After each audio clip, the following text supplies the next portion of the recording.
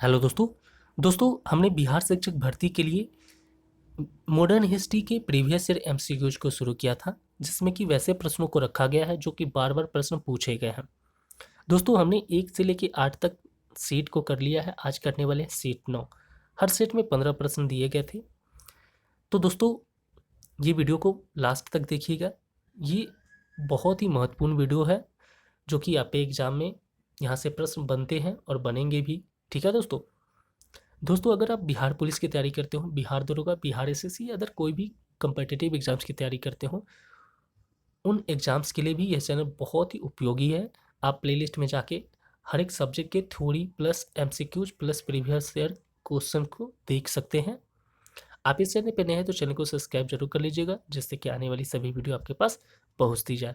ठीक है दोस्तों, इन सभी प्रश्नों को बनाने में बहुत मेहनत होता है, तो चैनल को सब्सक्राइब जरूर कर लीजिएगा। मैं आपको विश्वास दिलाता हूँ ये सभी प्रश्न आपके एग्जाम में जरूर बनेंगे। जब आप एग्जाम देने जाएंगे तो आपको एहसास होगा। अगर आप बिहार पुलिस, बिहार दरोगा के छात्र हैं तो चैनल को सब्सक्राइब जरूर कर लीजिएगा। आप जाके प्लेलिस्ट चेक कर सकते हैं, आपके हर एक सब्जेक्ट की क्लास को वहाँ पे चालू कर दिया गया है।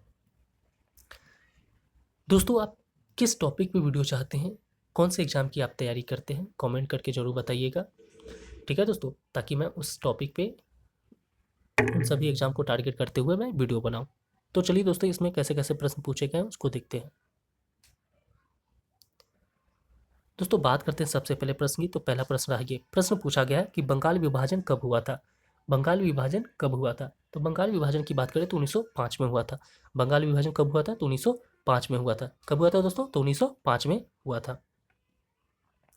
दोस्तों, अगला प्रश्न है, अनुशीलन अनुशीलन समिति की स्थापना कहाँ हुई थी? तो अनुशीलन समिति की स्थापना कोलकाता में हुई थी। कहाँ हुई थी दोस्तों? तो कोलकाता में हुई थी। ठीक है दोस्तों, अगला प्रश्न है, साइमन कमीशन का बहिष्कार क्यों किया गया? साइमन कमीशन का बहिष्कार क्यों किया गया था? तो साइमन कमीशन का बहिष्कार इसलिए किया गया कि उसने कोई भारतीय सदस्य नहीं था। ठीक है, इस कमीशन में कोई भी भारतीय सदस्य नहीं था। दोस्तों, अगला प्रश्न रहा, ये प्रश्न पूछा गया, नील दाती आंदोलन।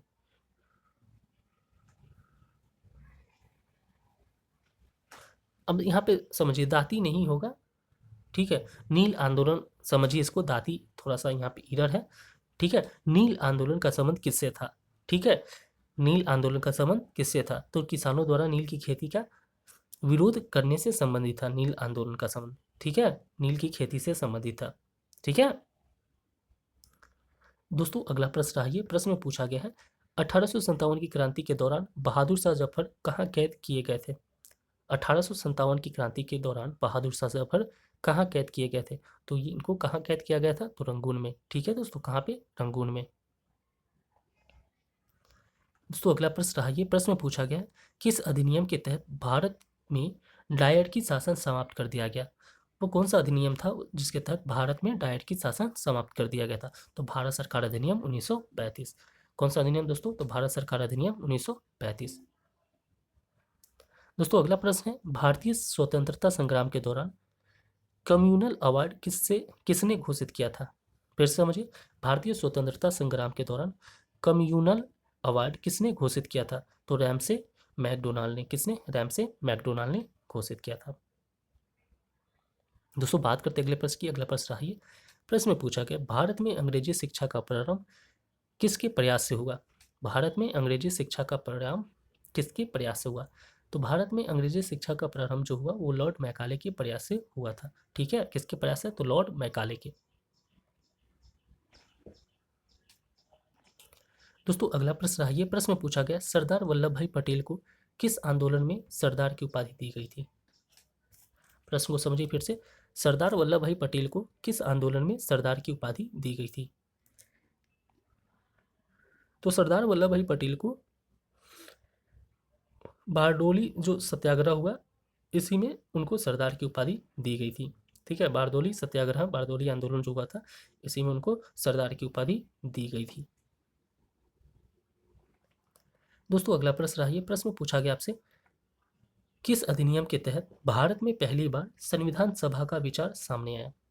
किस अधिनियम के तहत पूछा गया? फिर से समझिए, किस अधिनियम के तहत भारत में पहली बार संविधान सभा का विचार सामने आया?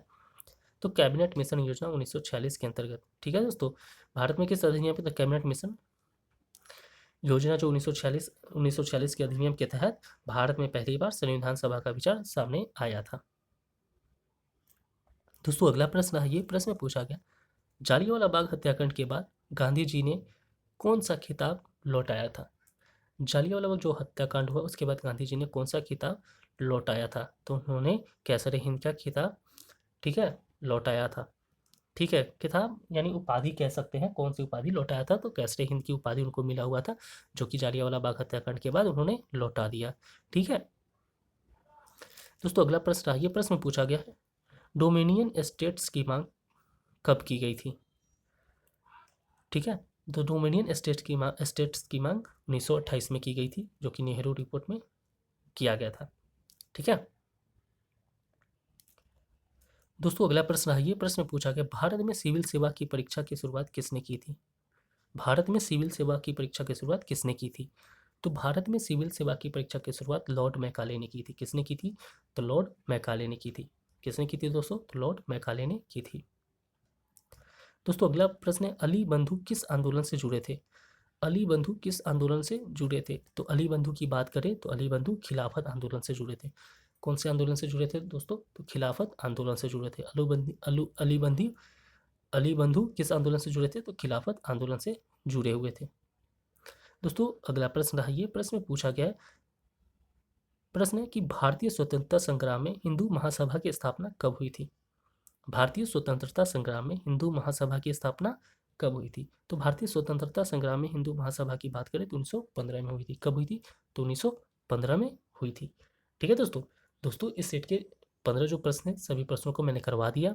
दोस्तों आप बताइएगा कमेंट करके कि इस वीडियो में ये वीडियो जो था आपको अच्छा लगा या नहीं लगा, कमेंट करके जरूर बताइएगा। आप किस एग्ज़ाम की तैयारी करते हैं उस एग्ज़ाम के बारे में जरूर हमें बताइए, जिससे कि मैं उस एग्ज़ाम को टारगेट करते हुए मैं वीडियो ज़रूर बनाऊँ। ठीक है दोस्तों, तो दोस्तों आशा करता हूँ ये वीडियो आपको अच्छा लगा होगा। अच्छा लगता है तो लाइक कमेंट जरूर करिएगा। चलिए मिलते हैं दोस्तों अगले वीडियो में, तब तक के लिए धन्यवाद।